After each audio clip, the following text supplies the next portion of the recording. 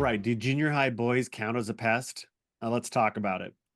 This is The Real Story with Adam and Sherry. I'm Adam Hamalian, And I'm Sherry Hutchens. and this is where two broker associates with 35 years of experience talk about all things real estate for Contra Costa County, and mainly for our clients, some for our colleagues, and really just because Sherry and I like hanging out with each other. Hey, Sherry. Hello there. How are you? I'm doing okay. How are you doing this week? I'm doing better. It cooled off a little bit. Yes, it was nice to be a little bit cooler. Absolutely. Um, why don't we start with a little market update? What do you see going on out there? Well, as you know, August is typically the slowest month, and at the risk of repeating myself, as I've done for 24 years, um, everybody's either getting kids back to school or taking the vacation that they forgot to take earlier in the summer. And so it's usually really slow until after Labor Day. However, we had clients that wanted to see houses over the weekend, which is a great thing. And I believe that you had 12 houses that we were going to show them, and that was last Wednesday. And by the time Friday came around, eight of them had gone pending. There were only four left. Yeah, that There was were quite only four left shocking. to show. For mid-August, that was quite shocking. So we think that that had something to do with the interest rates coming down into the mid sixes. And that certainly bodes well for sellers and buyers, especially if the Fed lowers rates more when they meet in September. So fingers crossed. Fingers crossed. Yeah. I think that the mid sixes might have already baked in that interest rate reduction. So we'll see if that makes a change, but it's yeah. Yeah, yeah, It's the other thing that's weird about the end of the summer slowdown is that school has started so much earlier than it used to that yeah. people just have a hard time cramming their vacations in. So Yeah, we didn't start school until like the Tuesday after Labor Day. I know. Yeah, me neither. I Yeah, think yeah, I think by the time I graduated from high school, we were starting the week before, but yeah, barely. And yeah. actually, that's brings us into this week's guest. We'd like to welcome James Joachim. He is with Wallace Termite, and I just butchered his name. I see it printed all the time. I think I can get it. James, try me again. How do you say your last name? Joachim. Joachim. Gosh, he told me like 5 minutes ago before we started, and I thought for sure Uh-huh. I could hold it in my brain that long. Um, James is one of those vendors that we work with all the time, particularly for listings, sometimes with buyers, depending upon the situation. And James is a um, estimator and an inspector. So he does inspection for wood destroying pests. He's going to tell us more about that. But Wallace is also a construction company, and so he does estimates for them on that side of it. So he's a busy boy, and man, and we were just chatting because of the three of us, he's the only one with kids in school, and he told me they started like 2 weeks ago. Like, did they That's start like the crazy. 4th of July, James? What happened there? Yeah, they're on week 3 right now. Oh my gosh. So yeah, they're on their week 3. Oh, how fun. We If we're talking about boys, I want to chime in and say I've known James since he was a kid. I think I met you in 2010, so you were a child. I was young then. Yeah. You were very young Still then. am. I still am. Yes, you Yeah. are very young, Yeah. but you were really young. Yeah. Yeah. Yeah. Yeah. So, one of the things we love about James and Wallace Termite, it is a family business. James, why don't you tell us a little bit about how you got into the termite pest, wood destroying pest business? So I basically got in through relationship.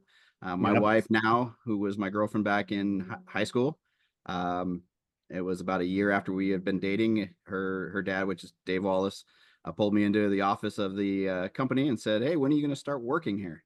And I said, "Well, when do you want me to start working here?" And from there, it was going through the work experience back in high school, and he would pick me up from high school, and pretty much, as I tell people, I'll just shove me underneath the house and, hey, pick up that wood scrap that's on the ground, and look for this and look for that, kind of deal. And then eventually made my way to getting my field rep license to do the actual inspections.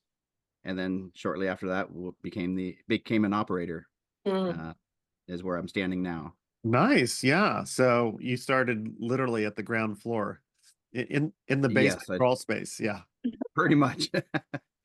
Yeah, I did. I still to this day remember that very first crawl space getting underneath. That debris literally took me about 3 hours because I was scared for my life. Thought Oh something my, was going to eat me alive. oh my gosh. Yeah. Yeah. If you're not used to being in small spaces with other animals, it can be intimidating. Mhm. It, it can. Yeah. So, why don't we discuss a little bit? We shorthand as agents call it termite report. That's not really accurate. What is it that you guys actually do, and what do you call it? So it's actually called a wood destroying organism report. And what that is anything that destroys wood by means of either fungus, termites, beetles, carpenter ants, carpenter bees, all that stuff is what we're really looking for. And so that entails leaks. So we'll be looking for leaks because the leak can cause surface fungus, can cause dry rot. And that's really what our kind of line of work is. A lot of people think we're just there to looking for just termites. Am I correct when I say to clients that fungus and dry rot is the same thing? Because I say it all the time. So fungus is basically kind of the form, the beginning stages, The and then the organism. fungus actually breaks down the wood to become dry rot. Okay, all right. So dry rot is the result of fungus. Correct. So I'm halfway right. You're always right, Sherry. You're always right. Yeah, James and I totally agree on that. That's why you guys are my favorite guys. Yeah, there you go. So, one of the things about what's a little bit different between what you do and a home inspector, like, because we're recommending both reports. Why do we need to do both? So some of our stuff will overlap with the home inspector by means of like a leak. They're looking for the obvious signs of damage, say around the exterior, something that's going to be, obvious to anybody really. And we get a little bit more deeper into detail. As I tell people, we're like dentist to a home. We're looking for those cavities. Mm. Whereas a home inspector, I feel they're looking more for code compliant, making sure things are up to the proper codes, especially like the water heater strapping. We don't really care about the strapping of the water heater. We care if the water heater is leaking and leaking onto wood or leaking underneath the house, things to that regard. So yes, some things cross-reference. They'll look into like the appliances where we don't look at appliances. Other than maybe a refrigerator that may have an ice maker line that's leaking, things to that regards. Okay. So what are some common things that people are looking around their house that they might see that I should go get a pest inspection? Obviously, we normally do it at the time of sale, but like I had you guys come out to my house. I don't know, was it during COVID? I don't remember. Felt like 4 or 5 years ago, and had you do, and we treated for some termites. So I did it because I see when people neglect their house what it looks like. So I called you out but I didn't have any obvious reason. But what might be an obvious reason why somebody should call you to come do an inspection? So I tell people to always take time and walk around the exterior of your home, just kind of looking at the obvious signs of possible damage or something that looks not right. A lot of times we see houses that have a lot of paint peeling, and it doesn't necessarily mean they have dry rot. And we get calls on that all the time, like, oh, I've got this area that looks really bad. Yeah, it may look bad, but is it really bad, or is it just the paint that's bubbling and blistering and doesn't look good to the eye? That's why painting of homes is really, really key. So going back, yeah, if they're walking around the exterior home and they see something that doesn't look right or normal, that may be a time to give somebody a call. We recommend every 2 to 3 years have an inspection done, whether it needs it or not, because let's face it, they cost a lot of money, especially in the Bay Area here. And it's an asset to you though, and it's a kind of peace of mind, if you're in good shape. Okay, yeah, I'm good. Termites and dry rot doesn't really happen overnight. As far as the damage wise, meaning with the termites, usually takes a little bit of time for termite damage to happen. You can get termites, whenever Mother Nature says you're going to get termites, Right. but it's just about catching things at early stages. In that if you catch it in an early stage, you can rectify it, quicker.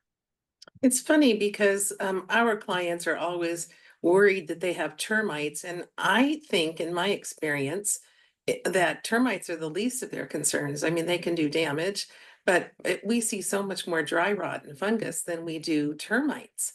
And I mean, it can be kind of like a silent problem if they don't know what to look for. You know, they've got a misdirected sprinkler head or a leak, or a bathtub that's not caulked properly and there's water leaking down and affecting the framing of the house. And people just don't think about that kind of stuff. Whereas termites, I mean, usually you have some indication that you've got them, right? You do. Now, if you have a raised foundation, let's face it, not everybody wants to go underneath their house and have it checked out. That's True. where we come into play. Right. As I tell my clients, hey, that's why I get paid the big bucks. That's where I make my money, is getting underneath the Exactly. house and looking for that stuff. And so, yeah, there is signs. Subterraneans, they leave their migration tubes and tube shelters, Mhm. which are pretty obvious. Drywood termites are probably a little bit harder to identify, because of the pellets. So they're such small, especially if it's dropping just right onto the ground in the dirt, kind of Mhm. blends in a little bit. So it's a little bit harder to identify those. And then we can, get into beetles, but yeah, beetles is probably the hardest one that I feel is to find, because Mhm. it leaves such a small hole, a little bit of powder coming out. And then you gotta know, is it an active infestation of beetles, or something that was in the tree before it was milled into lumber? Yeah. It's interesting you talk about the differences between those termites. I always feel like drywood termites are likely to have the most damage left. Um, and this is my perception, so I'm going to state my case and then ask for you to give the actual expert opinion on it.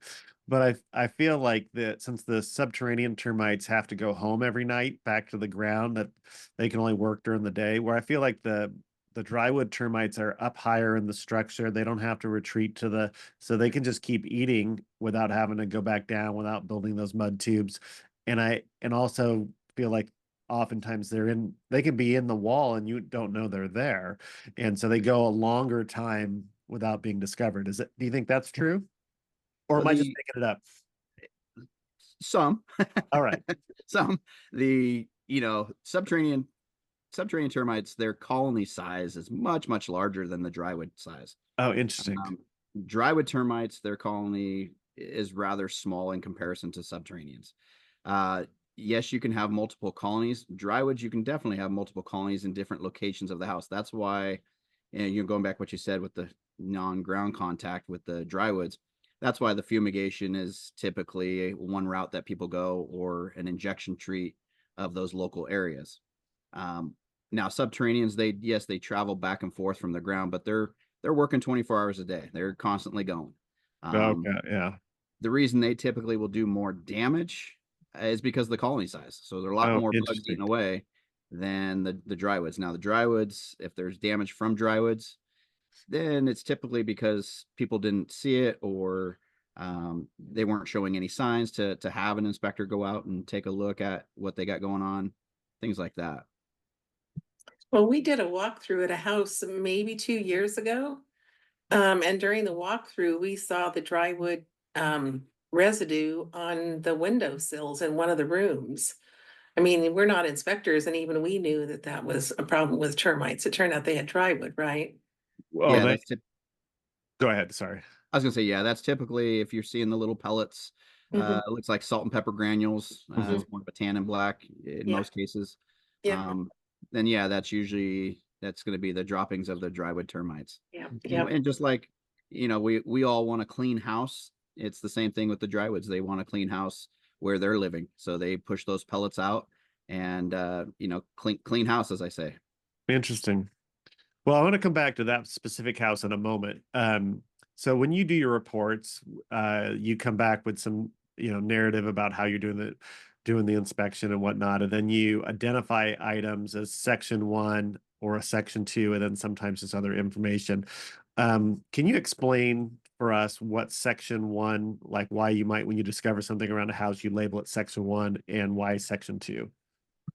So a section 1 is something that's either actively infested, meaning live termites, and or dry rot, that's active dry rot, or surface fungus that's there.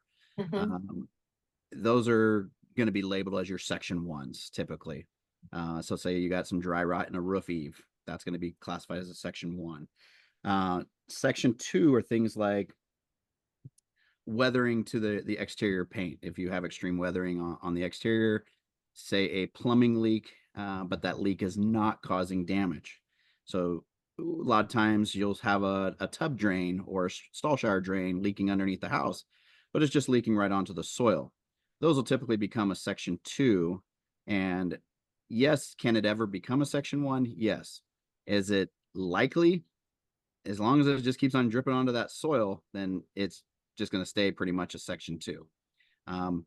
Now, the tricky part is where some people get confused is a plumbing leak can be a section one if it's causing damage. So for instance, say you have a shower and the shower door is leaking and the floor is bad in front of the shower. That shower door leaking is going to be classified as a section one because it's the cause of that floor being damaged. Okay. And that's kind of a tricky one that a lot of people, either I get calls for, well, hey, you called this leak a section two, but this, say the shower door, you called a section one. So I just have to explain to them why it's a section one. Yeah. And that is one of those kind of hotspot places to look for all homeowners is the caulking around a shower or a tub, or not only you're talking about like the sweep at the bottom of the door or along the edge of it that keeps water from getting out of the shower, but then also where the flooring meets the pan, if it's got like linoleum, that crack is a place where the linoleum might be waterproof, but that crack is a place of penetration for water to get into the subfloor and cause damage. Correct. Yeah. Yeah, loose toilets, section one or section two? So there again, that's another tricky one. If it's loose, and if it's just loose and that's it, and there's no damage to the flooring or subflooring, then yeah, that's going to be a section two. And I look at section twos as kind of buyer beware. I know you guys have certain things you got to fix. Leaks, if I'm not mistaken, you guys, definitely tell your Just clients depends. leaks. Yeah, just depends. But yeah, those are kind of buyer bewares, as I say. Hey, if you don't fix this loose toilet, it could lead to a section one, could lead to problems later down the road. Yeah. So, Sherry, feel free to jump in. I don't mean to dominate all the conversation. I kind of geek out on this stuff. So if you're listening to us, it's not that Sherry doesn't like this stuff, but because of my construction background, I could talk about this for a long time. And sometimes I think James looks at me and rolls his eyes like, you don't know as much as you think you know, but I still geek out about it. Well, No, I enjoy talking to you guys. I enjoy actually watching all your podcasts. I'm glad to be on here. Oh, thank you. Yeah. happy to have you. So I want to know questions like I'm going to ask some silly questions later. While you geek out on, like I want to know what's the highest section one estimate you've ever seen, and have you ever been stuck under a house? oh, she knows the answer to that. Do the quote for do the number first. The highest section one that I've ever had. Gosh, I want to say property in Oakland, an older home. And I want to say it was close to about 170,000. Oh my goodness. Yeah. And come to find out, we do Oakland, but not, I mean, that's not our main area that we're in. It sounds like people in Oakland, they don't bat an eye to an $80,000-$90,000 termite report. Oh, it is what it is because they have an older home. we saw a big last week, and it was the highest either of us had ever seen. I think the most I've ever seen is a $35,000 one on a listing probably in 2012. And but we saw one last week for something in Lafayette for 81,000. So when you get the big price ones, the first thing that comes to mind when I see a number like that, I'm thinking, okay, a deck is usually a big cost item, or a bathroom, or even a kitchen.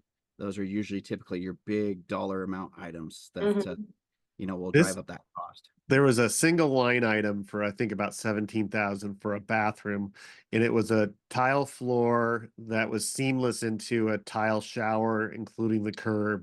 So I think that they were bidding to gut it because once you start determining, and it was like 60-year-old tile, so you're not going to match that tile. And so I assume that whoever was doing it was bidding it in such a way they were going to have to replace it all. Right. Yeah. That does bring an numbers. interesting question, is that you all provide quotes. Now you're a licensed contractor, and I assume that comes into play, but you provide dollar amount quotes where home inspectors are just calling out things. How come you guys get to do dollar amount quotes? Is it because you have a contractor's license? That's one, but the main reason is since we deal with chemicals, you have to have, whenever you have applications being, done on a property, you have to have a licensed applicator do that. So that's where they say, hey, since you have the license to apply these chemicals and pesticides, you are okay to go ahead and give those quotes for that stuff, and give quotes across the board for any repair. We do it as a convenience. There is some companies out there that don't do it. And then they have ties with other companies that'll deal with the chemical stuff. But there is, we use it as a convenience. I tell people you don't have to use our services. We do it as kind of a convenient thing. Hey, you kind of know the ballpark of what it's going to cost, give or take. So yeah, I mean, there's plenty of people that don't use this, and there's plenty of people that do use this. So. Yeah. But they have to use you for chemicals. They don't have to use you for construction. Like if there's bad flashing and trim around a window or around the bottom of some T111 has gone bad, they can use a contractor for that. And then you can just come out and re-inspect, right? That is correct. I'm going to add a story about the first time I interacted with Wallace Construction. It was before I knew James. I represented a buyer on a house in Antioch, and the seller had Wallace come do their inspection, and then they hired somebody else to do the work, but they weren't doing it properly to what was actually inspected. They had not cut out enough of the damaged wood. And so the seller kept calling Wallace back out to do a re-inspect. And it's like, no, we're not signing off on it. Sure, you cut out 80% of the dry rot, but you didn't cut it all out. And so even though Wallace was essentially representing the other side of this transaction, their insistence on it being done right protected my buyer. And that was one of the reasons. I forget exactly the first time I used you on the buyer side. It might have been when I was partnering with Sherry, started partnership, but it was like that kind of level of integrity, because you weren't getting paid to do the work. And I don't know if you were getting paid for all the re-inspections, maybe you were or what, but it was your license on the line to make sure that it was done right. So there are definitely some types of jobs like roof rafters, and you're going to replace the roof. Yeah, have the roofing guy do it. There's no reason. I'm not trying to take money, contracts out of your, but there are times when it really makes sense to have Wallace do it, or whoever your pest inspector is, because they'll do the work that they know needs to be done and sign it off. Yeah, we get that too. You're going back on having a roofer do the roof stuff. We have clients that'll call us basically once they strip the roof and they say all their wood repairs are done. We'll go out there and take a look to make sure that it is all rotten. I prefer, anytime somebody else is doing the work, I prefer to actually see it in progress. Yeah. Meaning, as long as the dry rot's gone, we can sign off on it. So say you had a wall of dry rot and somebody opens that wall up and repairs everything. I want to see the repairs, not necessarily to critique work, but to make sure, like you said, to cover my tail on license, to make sure that I'm not going to be, bound by anything later down the road. Yeah. So Sherry brought up the house, an Eichler in Walnut Creek from a couple years ago, where we saw the drywood droppings as we were walking around the house, and the seller decided to do use you to finish the Section 1 work, and that was a job that just kept expanding. And do you remember that job, that Eichler, right across I do. the swim club? The hard one to forget, let's put it that way. Exactly. So those of you unfamiliar with the Eichler design, it is simple lines, simple construction, has a flat roof, and all the beams that hold up the roof are exposed throughout the house. So you can't you have to use like for like. You can't do an engineered beam, for instance, because it'll be exposed and it'll look odd compared to the ones you're leaving. And so a couple of the beams were easily replaced because they only spanned one room and only needed to be about 12 feet long. But there were two major beams that spanned the length of the garage. So you can picture a garage is approximately 20 feet, and then it had a tail that stuck out about 4 feet in front of the house. And the existing beams rotted right at the bearing point, where it was resting on the front of the garage. And so there was no salvaging that beam, because it wasn't like we couldn't just cut off the part that was sticking out, because the part that was rotted was right on the bearing point.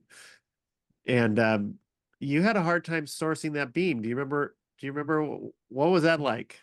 It's nowadays it's getting harder and harder to find some of these materials.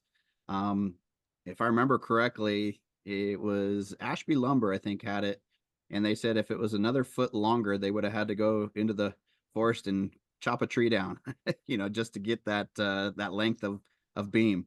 But yeah, that was probably the biggest beam I've ever been a part of putting in and ever seen put in.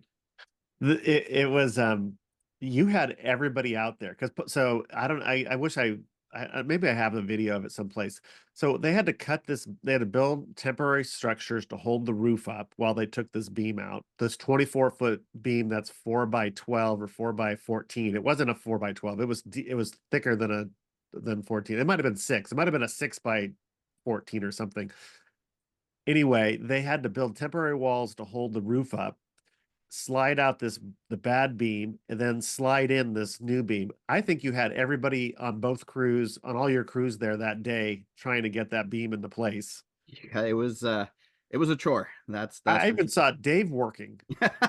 Hey, if Dave, we got Dave out there, we were in trouble. Yeah. I've never seen anything like it. I have pictures. I'm not sure I've got a video, but I'll check. We'll see if we can post some of these. Yeah, that's amazing. It was a crazy job. Yeah. Um, what are some of the things you wish, besides scheduling inspections more frequently, what are some things you wish homeowners or real estate agents knew before they called you or when they call you? Some of the things that, I know in I guess the realtor world and us, the big thing is further inspections. Let's face it, nobody likes a further inspection. They don't want us to come back and find more stuff, or possibly find more stuff. And so further inspections is a big thing. And it seems like one of the most common further inspections is storage in the garage. And if people are like me, they use their garage as a storage unit. I can maybe get one car in there in a 2-car garage, but but yeah, the storage along the walls, if that's pushed away so we can, walk around the perimeter and get a visual, because that's a common area for termites to come up, is the cold joint there. Yeah. And for anybody that's not familiar with what a cold joint is, it's where the foundation and then the slab of the garage, which is where the car is parked on, they meet. So there's a natural void between those two. And that there again is a common area for subterranean termites to come up. So if we can't see that, then we typically will call it as a further inspection and have to make either an appointment to come back and take a look once they do move it, or a buyer may take it as is. So, but that's one area that I always, if I was representing a buyer, I would say, hey, you may want to have some of those further inspections done, especially those, or say a loose tile in showers, because those can lead to, as we talked about, those large expensive numbers, Yeah. And if you have a buyer, you don't want that buyer to be on the hook for that, unless they were planning a remodel anyways. That's Right. a different story. But Yeah. if it's a bathroom they like and there's water leaking in the back, then that's a bigger problem, and it could lead to those large numbers in repairs. When I first got into the business, sellers automatically did a termite inspection, and then they took care of all the section 1. It was just automatic. Nobody talked about it, nobody negotiated it, and it's really changed now. we have you do inspections for wood destroying pests, and we usually just put it in the disclosure packet, and we don't always satisfy section 1 items before close of escrow. What are your thoughts on that? It's all preference, I think, because we will actually go about and we'll have a client call and say, hey, you guys did an inspection on the house that we purchased, but you did it for the seller. Mhm. And we want to have our section 1 stuff repaired. So we do Oh, get the calls from the buyers at time to do okay. repairs. I actually, if I'm not mistaken, I think I got one on the desk to schedule. All right. So yeah, so we do get the business from that side. I at first was a little nervous about that because, correct me if I'm wrong, but didn't a lot of lenders want a section 1 clearance? It was Back in the required day? when I got into Yeah. the business. It is Yeah. no longer required. Yeah, and so Um, at first I was obviously younger, but I was nervous as can be. I'm like, oh, this is gonna put us under. People not getting section 1 done, it's gonna put us under. And no, yeah, obviously it's worked out really well. Yeah, I remember during the recession, almost every house that was a short sale or a bank-owned property was sold as is. It didn't matter what the section 1 dollar amount was. It was not fixed by the seller if it was a short sale because they didn't have the money, or by the bank because they didn't fix anything. And Right. I always think about all those houses that got conveyed with damage and whether or not they were ever fixed. It's funny you say that because there's been houses that we've inspected for back, when we did it for the bank or a agent that was representing the bank. And then Mhm. we've done it now since they've resold. And some of that stuff is still there on some of those houses. Yeah, I believe it. Well, I like one of the quotes you always tell people, it's never going to get better. Like, Correct. It's never going to get better. it's not miraculously that wood is not going to get healthier or stronger. It's only going to get worse. So take It's a care. Jamesism. Yeah. Mhm. Sherry asked a question earlier and I diverted it, but maybe she wants to ask it again. Have you ever been stuck under a house? Yes, actually, I have. I've been stuck a couple times. Yikes. Now stuck to the point where I needed somebody to come and help me. No, I was Uh-huh. able to work my way out of it. But my most recent one was in Concord. Actually, it was in Concord, and I started going. And back in my day, I used to be able to fit some pretty tight spots, and obviously I'm not as Gumby as I used to be.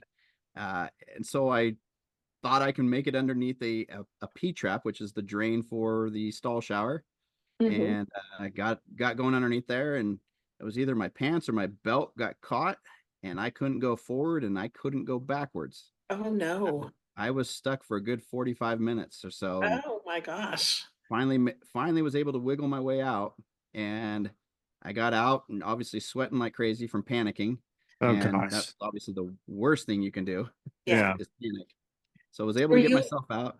were you alone, or were there agents or clients upstairs or in the The house? agent and the clients were both upstairs. Yeah. And I was probably too embarrassed to say, "Hey, I need help." Oh man. But eventually, the agent, she asked me. She said, "Man, you were down," or she said, "You were down there for a while." Yeah, it was because I was stuck. Oh, no. And so she felt bad, and I said, "Oh, it was fine." I said, if I was really that desperate, I would have yelled to you. But Yeah. I felt there was a little movement, but I just couldn't go. And finally, something just moved the right way, and I was able to back out of there. Oh man, that must have been scary. I'm not claustrophobic usually, but sometimes it's like so I can only imagine what that was like. Have you had face-to-face encounters with um other types of pests that when you've been crawling? Yes, I have. Yeah, and really not that often. People think that we see rats and mice and you know skunks and raccoons all the time. It's not very often. Mhm. Um, Believe it or not. I mean, I do anywhere from 3 to 4 of these inspections a day. Majority of them, as you guys know, are raised foundations. Mhm. Um, and I don't really run into stuff that often. Um, the most the worst one I had was a skunk, and that Yeah. was arm length away. It was in a corner. I didn't see it, and I saw some damage on the framing. Well, the insulation was kind of drooped in that area. And so I took my screwdriver and, every termite guy has a long screwdriver. Yeah. Took that screwdriver and pushed up the insulation. Well, the skunk was what was pushing that insulation down. Oh no. And it jumped up and it darted across the top of the insulation. It was spraying, but it was up above me, above the insulation. Oh my gosh. And I turned around and beelined it out of there. I ended up breaking the washer machine drain line. Oh no. And I wasn't about to turn around and look to see what I broke on it, but I know I broke it. Yeah. And we ended up going back there and fixing it. But yeah, that was pretty scary. Oh my gosh. You told me a story that for me would be worse. You were in a fairly famous baseball player's crawl space, and there was some insulation hanging down, and you pushed it back up, and what happened? There was a few baby rats that fell out. More than a few, right? Lots Yeah, of there was quite a bit that fell out. So it was and then you can just hear them above you up there again, the insulation. Insulation, I normally don't like insulation, but in those cases I do like it. Yeah. Oh my gosh, that I still think about that. I sometimes wish you hadn't told me that story. Sounds like a scene right out of Aliens. Yes, You're right. exactly. It's yeah, it was it's not something that you're expecting underneath there. Let's put it that way. Yeah. No. When I was first in the business and I was on one of my first home or pest inspections, I was working with Charles Mayer. Do you remember Charles Mayer? Funny you say that. Charles Mayer, Dave of Wallace Termite actually worked for Charles Mayer. Oh, that's funny. That's wild. Well, Charles has long since retired. In fact, Julie Del Santo has his house on the market right now out on Cowell. But he was my inspector before I met you. And I was explaining to him that I was new. And so, teach me how I'm supposed to do that. And he said, I've got an extra pair of coveralls in the car. Do you want to come down in the crawl space with me? And I was like, absolutely not. No, I don't. Oh my God. I know what I'm getting you for your birthday this year, a pair of pink coveralls so that you're all set to go. Perfect.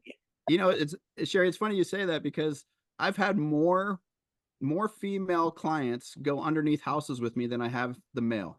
Oh, that says a lot. Yeah. And most of them were single women, buying a house that they just wanted to know what was going on underneath there and what to expect and what we were seeing through our eyes. And let me tell you, they crawl around and they're right there with you, and they want to learn. And some of the guys, they get in about halfway and they're like, oh, I'll let you finish up. But yeah, some of these women, they get in there and they're right there next to you. Yeah. Oh wow. Yeah, that won't be me in case you ever expect it. So Yeah. We'll leave that for Adam. Yeah. I think that I think that homeowners are not curious enough about their houses. And I think that part of it is they don't know what questions to ask. That there's also the sense of they fear too much finding something. It's like every house has something that's in progress of deteriorating and needing of repair. It's, deferred maintenance doesn't magically happen to some houses and not others. It happens. And I think that homeowners need to know what's going on with their house so they can be mindful of it. Things don't need to be necessarily replaced or repaired as soon as there's a little bit of detriment or deterioration, but the sooner you take care of it, the longer it'll last. And I just think that we're too afraid that we're going to hear bad news. Like, we don't want to go to the dentist. We don't want to go to our annual checkup physically because we don't want the bad news, but it can be expensive to not know what's going on with your house. So kudos to those women that crawled underneath the house with you, and shame on those men for not being willing to look. Well, we've got some, we've got some long time clients of ours that have, they're pretty religious with getting their routine inspections done at that, like I said earlier, the 2 to 3 years. And I tell people it's like maintenance on a car. You take your car in to get an oil change, and the cost of an oil change, you probably are doing at least roughly 3 oil changes a year. Mhm. And if you do it mathematically and you ask around, termite guys' fees for an inspection are typically going to be less than 3 of those oil changes. And we all know cars, they depreciate, and homes for the most part are, appreciating. And, it's a giant asset for you and you should maintain it. Yeah. You know, I see people Absolutely. maintain cars more than they do their homes, and I'm like, man, that car is depreciating on you, where this home Yeah. is trying to help you out.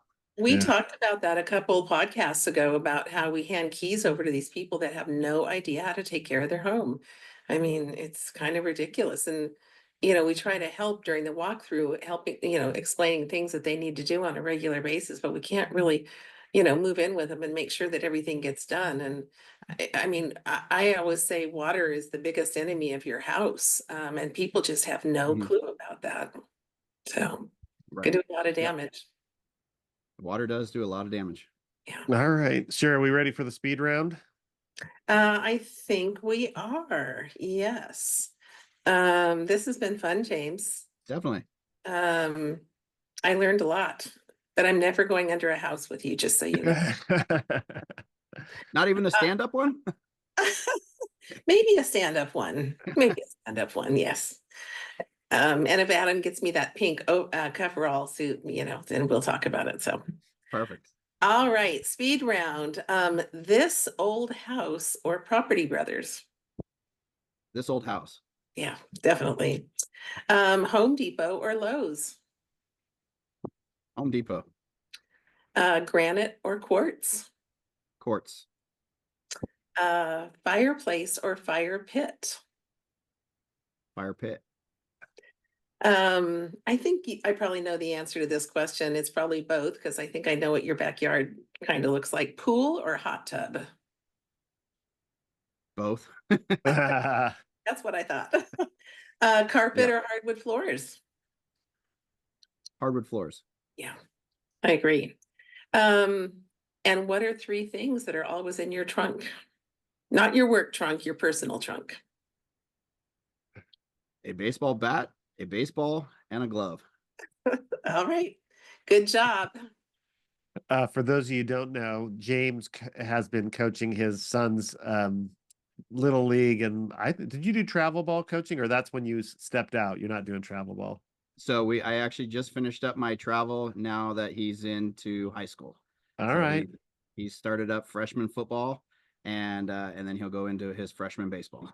Well, yeah, congratulations on having a high schooler. I know that you'll probably both be welcome the time back, but miss that coaching because what I know about you, you'd be great. The way you coach owners about their house, I can only imagine that you'd make a great baseball coach. So Yeah.